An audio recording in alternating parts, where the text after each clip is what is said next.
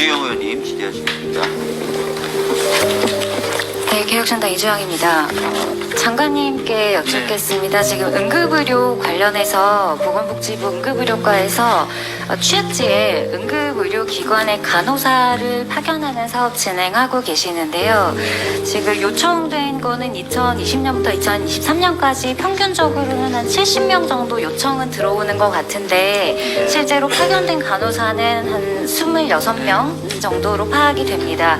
근데 예산을 보면 간호사 한 명당 지금 5천만 원으로 책정을 해서 30명분 정도로 예산이 책정이 되어 있는 것 같아요. 근데 첫 번째는 사실 이게 도심도 아니고 취약지에 그것도 응급의료기관에 간호사가 가는 데 있어서 이 1인당 5천만 원으로 책정된 인건비가 과연 이 여러 명의 간호사를 고용하는 데 충분할 것이냐는 문제가 하나가 궁금하고, 왜냐하면 이 응급실에서 일을 한다던가 응급의료기관에서 일을 하는 것은 의사도 마찬가지지만 간호사들은 특히 손발이 잘 맞아야 돼서 거기에 업무 특화된 잘 훈련된 간호사들이 필요하거든요. 그래서 그렇게 잘 트레이닝된 간호사가 또 취약지까지 출퇴근을 하거나 근처에 또 기거할 만한 곳을 찾아야 하는데 이 예산이 너무 적게 책정이 되어 있고 30명분밖에 안 되니까 당연히 파견 자체를 한 26명밖에 못한 것 같고, 그래서 실제 요청에 비해서 파견율이 너무 낮은 문제가 있는 것 같습니다.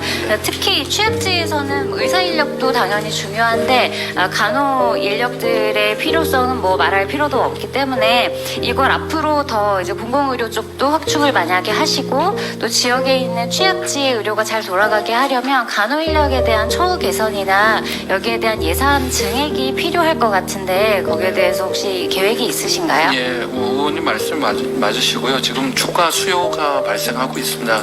그래서 아마 이거는 파견하는 간호사분들에 대한 대우가 낮기 때문인데 이것을 올려가지고 취약지 간호사 파견이 원활하게 하도록 하고, 또 더 중요한 것은 이제 응급의료 취약제 이제 간호사 분들만 파견한다고 일이 해결되는 게 아니니까 보다 근본적인 방안도 저희가 검토를 하겠습니다.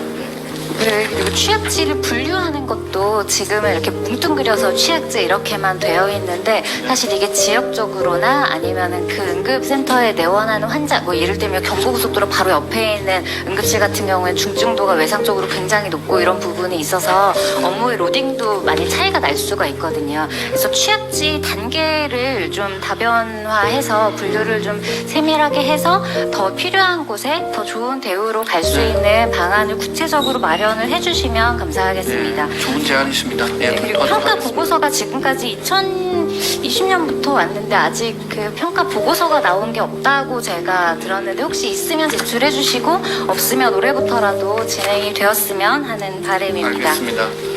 그 질병관리청장님께 제가 여쭙고 싶은 게 있는데 제가 아까 다른 의원님들 답변하신 거 보니까 10월 중에 독감 백신과 동시 접종을 해서 효과 높이고자 한다고 하셨고, 이 접종 효율성이라던가 뭐 효과에 대해서는 충분히 이제 상의를 하셨을 것 같은데 문제는 이 백신을 맞는 시점과 백신이 효과를 발휘하는 시점, 그리고 이 팬데믹이 다시 창궐하는 시점이 맞는가 하는 걸 좀 고민을 해봐야 된다고 생각을 합니다. 지금 질병관리청에서도 발표를 하셨고 보도에 나온 바에 의하면 다음 주 정도에는 작년 기준 피크에 도달할 것으로 예상이 되는데 사실 10월에 접종을 하면 이게 항체 효과가 올라가는 데 한 3, 4주 정도는 잡아야 되기 때문에 사실은 11월이 돼서야 이제 예방력이 발휘가 된다고 봐야 되는데 그렇게 되면 사실 코로나는 한 풀이 꺾인 다음일 겁니다. 그래서 그때는 사실 접종을 하는 것이 우리 전체의 그 질병 관리라는 개념에서 이 예산 투입의 효과를 봤을 때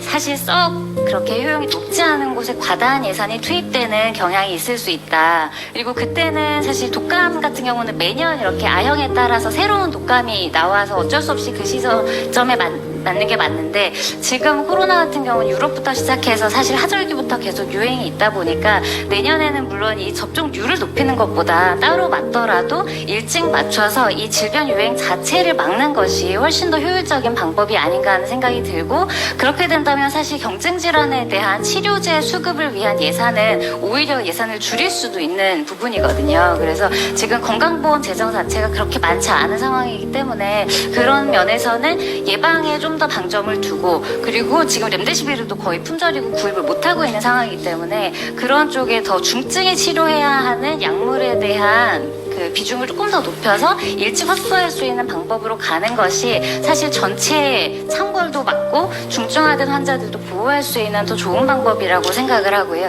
지금 모두 알려진 바와 같이 중증도 자체는 사실 낮아지고 있는 것은 데이터로도 확인이 되고 있기 때문에 이게 때를 놓쳐서 병환들에게 경구용 약제를 많이 뿌리는 건 사실 굉장히 저는 의학적으로는 맞지 않는다고 생각합니다. 그래서 그런 쪽으로 올해는 사실 이미 집행이 많이 됐고 수급이 안 되는 이미 문제가 있기 때문에 어쩔 수 없었다면 내년에 대비를 할 때는 이걸 뭐 접종 효율만을 따질 것이 아니라 실제 그 발생하는 시기에 맞게 더 예방이 잘 되는 쪽으로 진행을 해야 되지 않겠나 하는 생각입니다. 어떻게 위원님 제안 감사드립니다. 일단 렘데시비르 관련해서는 지금 그 예전보다는 조금 부족하지만은 그래 전체적으로는 아주 부족한 상황은 아니고 저희 렘데시비르는 사실 매일매일 저희가 직접 병원에 공급을 하고 있습니다. 그래서 그거는 생각보다는 지금 염려하시는 것만큼 그렇게 우려가 있는 상황은 아니고 지금 공급이 잘 될 거로 생각을 하고 있고요. 그 새로운 그 백신 JN1 백신을 그 겨울철 이번 겨울철 유행을 대비해서 하는 거는 사실은 우리 한국뿐만이 아니고 전 세계 다른 국가들도 같은 상황이고 플루처럼 이번 그 JN1 백신은 새로운 이제 지금까지 유행했던 백신 주하고 다르게 그 이전 거랑 다른 새로운 이제 유행체 KP3에 가장 맞는 백신이기 때문에 다른 국가들도 비슷하게 한국하고 비슷하게 그 10월 정도 9월 10월 정도에 사실은 시작을 합니다. 그래서 지금 백신 접종은 지금 여름 유행을 대비한 건 사실 아니고 겨울 유행을 대비하는 거라고 생각하고 다른 나라도 비슷한 그런 그 정책을 가지고 있습니다. 그래서 그 말씀하신 건 제가 이해는 하겠는데요. 새로운 이 JN1 백신이 지금 현재 유행하고 있는 KP3에는 가장 적합하고 그다음에 지금 현재 만약에 백신을 쓴다면 그 과거에 갖고 있던 XBB1 그 1.5 백신은 지금 유행주하고는 잘 맞지 않기 때문에 그 백신을 할 경우에는 사실은 지금 유행하는 백신 그 유행주에 대해서는 효과가 크지 않아서 사실은 조금 기다렸다가 그 새로운 백신을 하는 게 맞고 그래서 다른 나라들도 비슷한 정책을 갖고 하고 있습니다. 네. 네. 네. 그래서 연속성 있게 봐야 되는데 작년에 이게 이 제약 회사를 갔기 때문에 그 금액이 다 공개되지는 않는데 작년 기준으로 그 거의 이게